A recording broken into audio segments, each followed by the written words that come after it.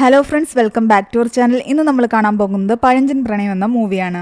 മൂവിയുടെ തുടക്കത്തിൽ തന്നെ കാണിക്കുന്നത് നായകനായ മോഹനൻ അവന്റെ കൂട്ടുകാരനും ബ്രോക്കറുമായ മണിയന്റെ കൂടെ ഒരു പെണ്ണ് കാണാൻ വേണ്ടി പോകുന്നതാണ്. ഈ മോഹനൻ ഒരു മലയാളം വാദ്യാരായിരുന്നു. അതുകൊണ്ട് തന്നെ മലയാളം കവിതകൾ എഴുതുന്നത് അവന് ഇഷ്ടമാണ്. അതെഴുതി പലപ്പോഴും പോസ്റ്റ് ചെയ്യുന്നുണ്ടെങ്കിലും ഒന്നും തന്നെ പ്രസിദ്ധീകരിക്കുന്നുണ്ടായിരുന്നില്ല. 40 വയസ്സായ മോഹനന് ഇതുവരെ ഒരു പെണ്ണ് പോലും സെറ്റായിട്ടില്ല. ഇത്തവണ കാണാൻ പോകുന്ന പെണ്ണെങ്കിലും സെറ്റാകുമെന്നുള്ള പ്രതീക്ഷയിലാണ് അവൻ പോകുന്നത്. അങ്ങനെ അവർ പെൺകുട്ടിയുടെ വീട്ടിലെത്തി. ആ പെണ്ണിന്റെ പേര് ജിഷ എന്നായിരുന്നു.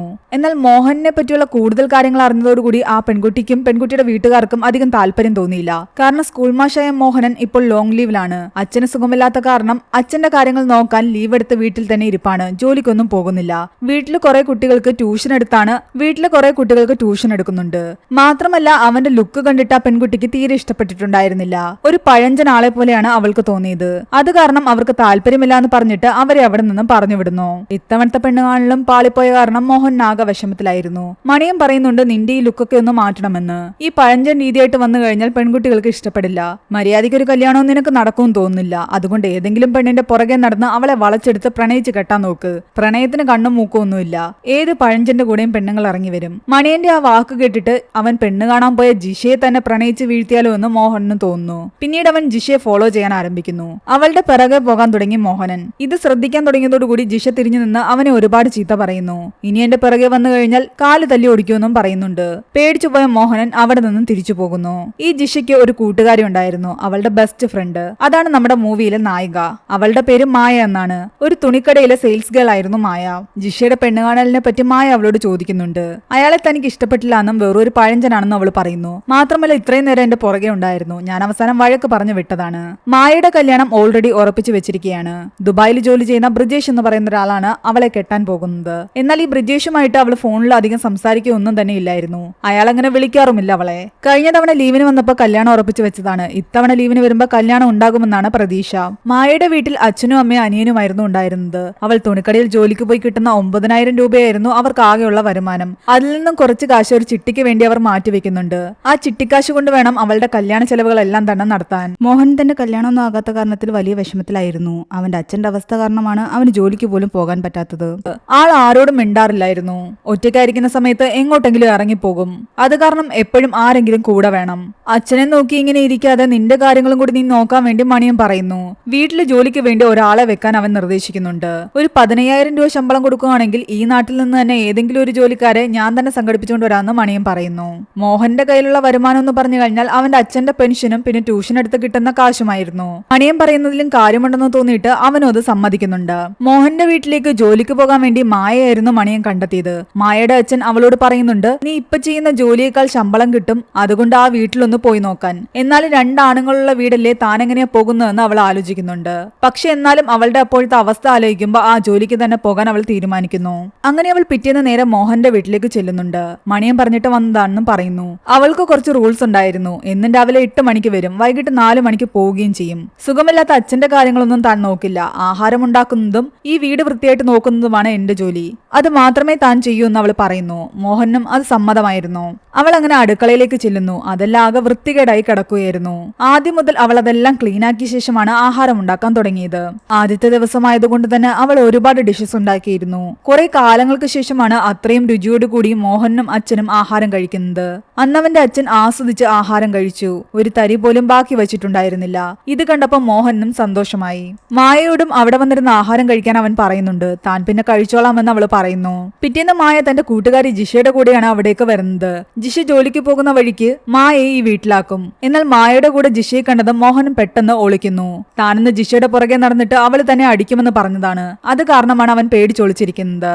ജിഷ പോയി കഴിയുമ്പോൾ മായയോട് അവൻ ചോദിക്കുന്നുണ്ട് അതാരാണെന്ന്. തന്റെ ബെസ്റ്റ് ഫ്രണ്ട് ആണെന്ന് അവൾ പറയുന്നു. ഇനി ഇങ്ങനെ 2 വീലറിലൊന്നും വരണ്ടെന്നും അല്ലാതെ വന്നാ മതിയെന്നും അവൻ പറയുന്നുണ്ട്. ഇവനെന്താ ഇങ്ങനെയൊക്കെ പറയുന്നതെന്ന് മായ ചിന്തിക്കുന്നു. 2 വീലറിൽ വരണ്ട എങ്കിൽ ഓട്ടോയ്ക്ക് എനിക്ക് 200 രൂപ തരണമെന്ന് അവൾ പറയുന്നുണ്ട്. അതൊക്കെ വേണേ ഞാൻ തരാം, പക്ഷെ 2 വീലറിൽ എന്തായാലും വരണ്ടെന്ന് അവൻ തറപ്പിച്ച് പറയുന്നുണ്ട്.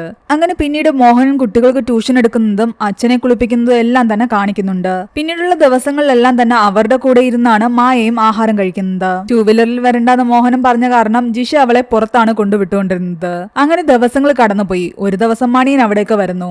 മായ അവരുടെ കൂടെ ഇരുന്നാണ് ആഹാരം കഴിക്കുന്നതെന്ന് മനസ്സിലായപ്പോൾ മണിയന് ദേഷ്യം വരുന്നു. വേലക്കാരിയെ അടുക്കളയിൽ ഇരുത്തി കഴിപ്പിച്ചാൽ മതി എന്ന് പറയുന്നുണ്ട്.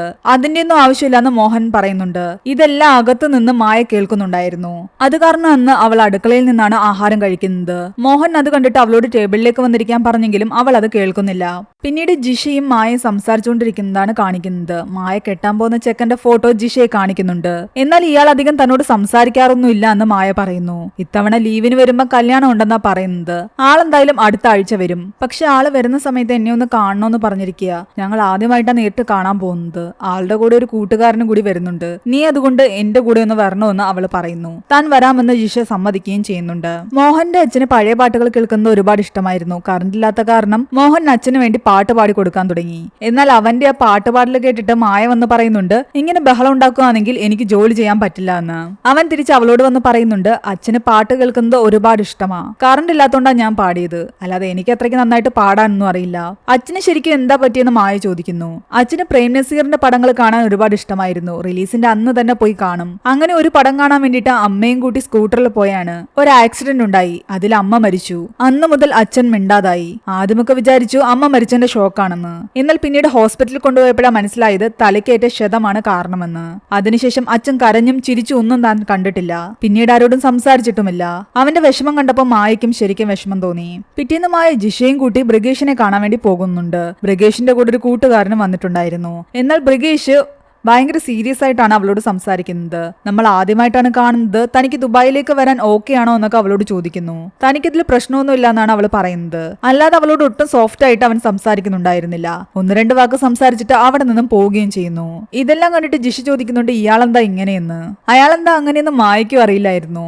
പിറ്റേന്ന് മായ മോഹന്റെ വീട്ടിൽ നിൽക്കുന്ന സമയത്ത് മോഹൻ എപ്പോഴും അച്ഛന് കേൾക്കാൻ വേണ്ടി പഴയ വിരഹഗാനങ്ങൾ വെക്കുന്ന കണ്ടിട്ട് അവൾ പറയുന്നുണ്ട്, ഈ വിരഹഗാനമൊക്കെ ഒന്ന് മാറ്റിപ്പിടിച്ചിട്ട് നമുക്ക് നല്ല അടിച്ചുപൊളി പാട്ട് വെക്കാമെന്ന്. പ്രേം നസീർ കാലത്ത് നല്ല ഡാൻസ് നമ്പേഴ്സ് ഒക്കെ അവൾ അവിടെ പ്ലേ ചെയ്യുന്നു. എന്നിട്ട് അവൾ ഡാൻസ് കളിക്കുന്നു. കൂടെ മോഹനെയും വിളിച്ച് കളിപ്പിക്കുന്നുണ്ട്. ശരിക്കും അത് കണ്ടു കഴിയുമ്പോൾ അവന്റെ അച്ഛന് ഒരുപാട് സന്തോഷം തോന്നുന്നുണ്ട്. അങ്ങനെ വർഷങ്ങൾക്ക് ശേഷം അവരുടെ ഡാൻസ് കണ്ട് അയാൾ ചിരിക്കുന്നു. അത് മോഹനും ഒരു അത്ഭുതമായിട്ട് തോന്നി. അച്ഛന്റെ സന്തോഷം കണ്ട് ശരിക്കും മോഹൻ പൊട്ടിക്കരയുന്നു. അവൻ മായയോട് ഒരുപാട് താങ്ക്സ് പറയുന്നു, അച്ഛനെ ഇത്രയധികം സന്തോഷിപ്പിച്ചതിന്. അവൻ എന്ന സ്കൂട്ടർ കഴുകി വെക്കുന്നതല്ലാതെ അതൊരു തവണ പോലും ഓടിക്കുന്നത് അവൾ കണ്ടിട്ടില്ല. അതിന്റെ കാരണം ചോദിക്കുമ്പോൾ അവൻ പറയുന്നുണ്ട്, അമ്മയും അച്ഛനും ഒരുപാട് സഞ്ചരിച്ച സ്കൂട്ടറാണ്, അതുകൊണ്ടാണ് ഞാനിത് പൊന്നുപോലെ ഇങ്ങനെ നോക്കുന്നത്. അവൾ തന്റെ കല്യാണം ഉടനെ തന്നെ ഉണ്ടാവുമെന്ന് അവനോട് പറയുന്നു.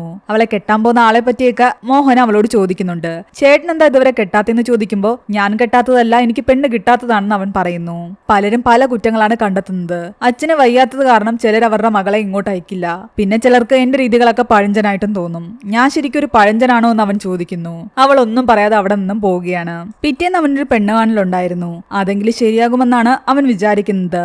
അങ്ങനെ പെണ്ണ് കാണാൻ പോകുന്ന വഴിക്ക് ഒരു കവിത കൂടി പോസ്റ്റ് ചെയ്യണമെന്ന് അവൻ പറയുന്നുണ്ട്. നാളത്തെ പെണ്ണ് കാണല് എന്തായാലും സെറ്റ് ആകുമെന്ന് അവള് പറയുന്നുണ്ട്. പിറ്റേന്ന് രാവിലെ മോഹനൻ പെണ്ണ് കാണാൻ പോകാൻ റെഡി ആയിക്കൊണ്ടിരിക്കുകയായിരുന്നു. ജോലിക്ക് വന്ന മായ ആകട്ടെ അവന് വേണ്ടി ഒരു ഗിഫ്റ്റും കൊണ്ടുവന്നിട്ടുണ്ട്. പെണ്ണ് കാണലിന് ഇതിട്ടിട്ട് പോയാൽ മതി എന്ന് അവള് പറയുന്നു. ഇപ്പോഴത്തെ പെൺകുട്ടികൾക്ക് ഇങ്ങനത്തെ ഡ്രസ്സൊക്കെയാണ് ഇഷ്ടം. അങ്ങനെ അവളുടെ നിർബന്ധം കാരണം അവൻ ആ ഡ്രസ്സ് ഇടുന്നു. അതൊരു ജുബ്ബയായിരുന്നു. ശരിക്കും മണിയനും അത് കണ്ടപ്പോൾ ഞെട്ടിപ്പോയി. അതവന് നന്നായിട്ട് ചേരുന്നുണ്ടായിരുന്നു. അങ്ങനെ അവളോട് യാത്രയും പറഞ്ഞിട്ട് അവൻ പെണ്ണ് കാണാൻ പോയിട്ട് തിരിച്ചു വരുന്നുണ്ട്. പെണ്ണൊക്കെ കണ്ടു. പക്ഷെ അവര് കാര്യങ്ങൾ വിളിച്ച് പറയാമെന്ന് പറഞ്ഞിട്ടാണ് ഞങ്ങളെ പറഞ്ഞു വിട്ടത്. എന്താകുമെന്ന് അറിയില്ല എന്ന് അവൻ പറയുന്നുണ്ട്. അവരെന്തായാലും ഇത്തവണ വിളിക്കുമെന്ന് അവൾ പറയുന്നുണ്ട്. ആ നടക്കുന്നേ നടക്കട്ടെ എന്ന് പറഞ്ഞിട്ട് അവൻ അച്ഛന്റെ അടുത്തേക്ക് വന്നതും ഞെട്ടിപ്പോയി. കാരണം കാലങ്ങൾക്ക് ശേഷമാണ് അവന്റെ അച്ഛന്റെ താടി വടിച്ച് അവൻ കാണുന്നത്. ഇതെല്ലാം മായയുടെ പണിയായിരുന്നു. അച്ഛനെ അങ്ങനെ കണ്ടപ്പോൾ അവന് ഒരുപാട് സന്തോഷം തോന്നി. തനിക്കിന്ന് ചിട്ടിക്കാശ് വാങ്ങണമെന്ന് പറഞ്ഞിട്ട് അവൾ നേരത്തെ പോകുന്നു. പിറ്റേന്ന് അവൾ ജോലിക്ക് വന്നിട്ട് വീടെല്ലാം വൃത്തിയാക്കൊണ്ട് നിൽക്കുന്ന സമയത്ത് ഒരു പാട്ട് പാടുന്നുണ്ട്. അത് യഥാർത്ഥത്തിൽ മോഹൻ എഴുതിയ കവിതയായിരുന്നു. ഇന്നലെ നിങ്ങൾ പെണ്ണ് കാണാൻ പോയ സമയത്ത് അത് പോസ്റ്റ് ചെയ്യാൻ മറന്നുപോയി എന്നും ഇവിടെ വെച്ചിട്ട് പോയപ്പോൾ ഞാൻ വെറുതെ ഒന്നെടുത്ത് നോക്കിയതാണെന്ന് അവൾ പറയുന്നുണ്ട്. എന്നാൽ തനിക്ക് വേണ്ടി രണ്ടുപേരും ഒന്ന് പാടുമെന്ന് അവൻ ചോദിക്കുമ്പോൾ അവൾ ആ പാട്ട് മുഴുവൻ അവനെ പാടി കേൾപ്പിക്കുന്നു. പതിയെ പതിയെ അവന് മായയോട് ഒരു ഇഷ്ടം തോന്നാൻ തുടങ്ങി. പിറ്റേ ദിവസം അവളെ കാണാഞ്ഞ കാരണം അവൻ ആകെ സങ്കടത്തിലായി. വിളിച്ചു ചോദിച്ചപ്പോഴാണ് അവളുടെ അമ്മയ്ക്ക് സുഖമില്ലാന്ന് അറിഞ്ഞത്. ഹോസ്പിറ്റലിൽ അഡ്മിറ്റ് ആക്കിയിരിക്കുകയായിരുന്നു. അങ്ങനെ അവൻ അവളുടെ അമ്മയെ കാണാൻ വേണ്ടി അവിടേക്ക് പോകുന്നു. ഷുഗറും പ്രഷറും കൂടി തലകറങ്ങി വീണതായിരുന്നു അവളുടെ അമ്മ. കുറച്ചു ദിവസം ഇവിടെ കിടക്കേണ്ടി വരും. കല്യാണത്തിന് വേണ്ടി മാറ്റിവെച്ചിരുന്ന ചിട്ടിക്കാശ് ഇപ്പോൾ ഹോസ്പിറ്റലിൽ ചെലവാകും. ഇനി എന്ത് ചെയ്യുമെന്ന് അവൾക്ക് അറിയില്ലായിരുന്നു. അമ്മയുടെ ചികിത്സയ്ക്കും മറ്റുമായിട്ട് അവൻ അവളുടെ കയ്യിൽ കുറെ കാശ് കൊടുക്കുന്നു. എന്താവശ്യം ഉണ്ടെങ്കിലും തന്നെ വിളിക്കണമെന്നും പറയുന്നുണ്ട്. മോഹൻ പോയി കഴിയുമ്പോൾ അവളെ ബ്രിഗേഷ് ഫോൺ ചെയ്യുന്നുണ്ട്. മായ ഫ്രീ ആണോ എന്ന് ചോദിച്ചിട്ട്. ഞാൻ ഹോസ്പിറ്റലിലെ അമ്മയ്ക്ക് സുഖമില്ലാന്ന് പറയുമ്പോൾ എന്നാ ശരിയെന്ന് പറഞ്ഞിട്ട് അയാൾ കോള് കട്ട് ചെയ്യുന്നു. മായയ്ക്ക് ശരിക്കും ദേഷ്യവും സങ്കടമൊക്കെ വരാൻ തുടങ്ങി. തന്നെ കെട്ടാൻ പോകുന്ന ആളാണ് വിളിച്ചത്. അമ്മയ്ക്ക് സുഖമില്ലാന്ന് പറഞ്ഞിട്ട് എന്താ ഏതാന്ന് പോലും ചോദിച്ചില്ല. എന്നാൽ മോഹനാകട്ടെ തന്നോട് ഇത്രയും സ്നേഹവും അടുപ്പമൊക്കെ കാണിക്കുന്നു. അവൾ ആകെ കൺഫ്യൂഷനിലായിരുന്നു. അന്ന് രാത്രി മോഹൻ അവളെ വിളിച്ചിട്ട് അമ്മയുടെ വിവരങ്ങൾ അന്വേഷിക്കുന്നുണ്ട്. എന്നിട്ട് അവളോട് എന്തോ പറയാനുണ്ടെന്ന് പറയുന്നു. പക്ഷെ അയാൾ ഒന്നും മിണ്ടാതെ നിൽക്കുകയായിരുന്നു. തന്നോട് എന്തോ അയാൾക്ക് പറയാനുണ്ടെന്ന് അവൾക്ക് മനസ്സിലായി. അയാൾക്കത് പറയാൻ കഴിയാത്തതായിരുന്നു. അവൾ പെട്ടെന്ന് ഫോൺ വയ്ക്കുന്നു. കുറച്ചു ദിവസം കഴിയുമ്പോൾ അവളുടെ അമ്മയെ വീട്ടിലേക്ക് കൊണ്ടുവരുന്നുണ്ട്. ജിഷയെ അവളുടെ അച്ഛനും മായയുടെ അമ്മയെ കാണാൻ വേണ്ടി അവിടേക്ക് വരുന്നു. കൂടെ ജിഷയുടെ കല്യാണക്കാര്യം കൂടി അവർ അറിയിക്കുന്നു. മായ ജിഷയോട് പറയുന്നുണ്ട് ബ്രിഗേഷിന്റെ കാര്യത്തിൽ എനിക്കിപ്പോഴും ഡൗട്ട് ഉണ്ടെന്ന്. ആള് വീണ്ടും തന്നെ കാണണം എന്ന് പറഞ്ഞ് വിളിച്ചിരിക്കുകയാണ്. ഇത്തവണ ഒറ്റയ്ക്കാ വിളിച്ചിരിക്കുന്നത്. എന്തായാലും പോയി നോക്കാൻ ജിഷ പറയുന്നു. പിറ്റേന്ന് അവള് ബ്രിഗേഷിനെ കാണാൻ വേണ്ടി പോകുന്നുണ്ട്. എന്നാൽ ബ്രിഗേഷ് ഞെട്ടിക്കുന്ന ഒരു കാര്യമാണ് അവളോട് പറയുന്നത്. തനിക്ക് വിവാഹത്തിൽ താല്പര്യമില്ലെന്നും താൻ ഒരാളെ സ്നേഹിക്കുന്നുണ്ടെന്നും അയാൾ പറയുന്നു. എന്നാൽ വീട്ടുകാരെ സമ്മതിക്കുന്നില്ല. അതുകൊണ്ടാണ് ഈ കാര്യം ഇവിടെ വരെ എത്തിയത്. പക്ഷെ ഇനി എനിക്ക് പറ്റില്ല, ഞങ്ങൾക്ക് ഒരുമിച്ച് ജീവിച്ചേ പറ്റൂ എന്നും പറഞ്ഞിട്ട് അവൻ താൻ സ്നേഹിക്കുന്ന ആളുടെ ഫോട്ടോ കാണിക്കുന്നു. അതൊരു പെൺകുട്ടിയായിരുന്നില്ല. അന്ന് അവർ ഹോട്ടൽ വെച്ച് കണ്ട ബ്രിഗേഷിന്റെ അതേ കൂട്ടുകാരൻ തന്നെയായിരുന്നു. കാരണം ബ്രിഗേഷ് ഗേ ആയിരുന്നു. അയാളായിട്ട് ഈ കല്യാണത്തിൽ നിന്ന് പിന്മാറിയ കാരണം മായ ഒരുപാട് സന്തോഷത്തിലായിരുന്നു. അവള് സന്തോഷത്തോടു കൂടിയാണ് അവിടെ നിന്നും പോകുന്നത്.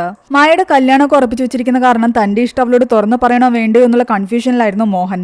മാത്രമല്ല അവളെക്കാളും കൂടുതൽ ഏജ് ഉണ്ട് തനിക്ക്. അവൾക്ക് തന്നെ ഇഷ്ടമാവില്ല എന്ന് കരുതി അവളോടൊന്നും തുറന്നു പറയേണ്ട എന്ന് മോഹൻ തീരുമാനിക്കുന്നു. പക്ഷെ അവൾ പിന്നീട് അവന്റെ വീട്ടിലേക്ക് വന്നു കഴിയുമ്പോൾ തന്റെ കല്യാണം മുടങ്ങിയ കാര്യങ്ങളൊക്കെ തുറന്നു പറയുന്നുണ്ട്. എന്നിട്ട് അവനോട് പറയുന്നുണ്ട് തന്റെ കൂട്ടുകാരി ജിഷയുടെ നിശ്ചയമാണെന്ന്. ജിഷയോട് ഞാൻ മോഹനേട്ടനെ പരിചയപ്പെടുത്തി കൊടുക്കാന്ന് കുറേയായിട്ട് പറയുന്നുണ്ട്. ഇത്തവണ അവളുടെ നിശ്ചയത്തിന് എന്തായാലും വരണം. അത് വേണോന്ന് അവൻ ചോദിക്കുന്നുണ്ട്. വേണോന്ന് അവൾ നിർബന്ധപൂർവ്വം പറയുന്നു. ജിഷയെ തനിക്ക് അറിയാമെന്നുള്ള കാര്യം മോഹനൻ അവളോട് തുറന്നു പറയുന്നു. ആ സത്യങ്ങളിൽ അറിഞ്ഞുകൊണ്ട് തന്നെയാണ് മോഹനെയും കൂട്ടി മായ ജിഷയുടെ എൻഗേജ്മെന്റിന് പോകുന്നത്. എന്നിട്ട് ജിഷയെ വിളിച്ച് മോഹനെ കാണിച്ചു കൊടുക്കുന്നു. താൻ ജോലി ചെയ്യുന്നത് മോഹനേട്ടന്റെ അടുത്താണെന്നും പറയുന്നു. ജിഷയ്ക്ക് എല്ലാവിധ ആശംസകളും നേർന്നിട്ടാണ് മോഹൻ അവിടെ നിന്നും പോകുന്നത്. അതോടുകൂടി മോഹന്റെ മായയുടെ ഉള്ളിലെ സ്നേഹം അവർ പരസ്പരം തിരിച്ചറിഞ്ഞിരിക്കുന്നു. കാലങ്ങളായിട്ട് എടുക്കാതിരുന്ന സ്കൂട്ടർ അന്ന് അവൻ എടുത്തുകൊണ്ട് വന്നിട്ടുണ്ടായിരുന്നു. അങ്ങനെ അവർ രണ്ടുപേരും ആ സ്കൂട്ടറിൽ കയറി പോകുന്നത് മണിയനും കാണുന്നുണ്ട്. ഇത്രയും വൈകിട്ടാണെങ്കിലും മോഹന് നല്ലൊരു പെണ്ണിനെ തന്നെ കിട്ടിയതിൽ മണിയൻ ഒരുപാട് സന്തോഷിക്കുന്നു. അങ്ങനെ അവർ രണ്ടുപേരും ഒരു പുതിയ ജീവിതത്തിലേക്ക് കടക്കുന്ന കാണിച്ചുകൊണ്ട് ഈ ഒരു മൂവി ഇവിടെ അവസാനിക്കുകയാണ്. ഈ മൂവിയുടെ സ്റ്റോറി എങ്ങനെയുണ്ടായിരുന്നു എന്ന് നിങ്ങൾ താഴെ കമന്റ് ചെയ്യുക. എക്സ്പ്ലനേഷൻ ഇഷ്ടപ്പെട്ടെങ്കിൽ വീഡിയോ ലൈക്ക് ചെയ്യാനും ചാനൽ സബ്സ്ക്രൈബ് ചെയ്യാനും മറക്കണ്ട.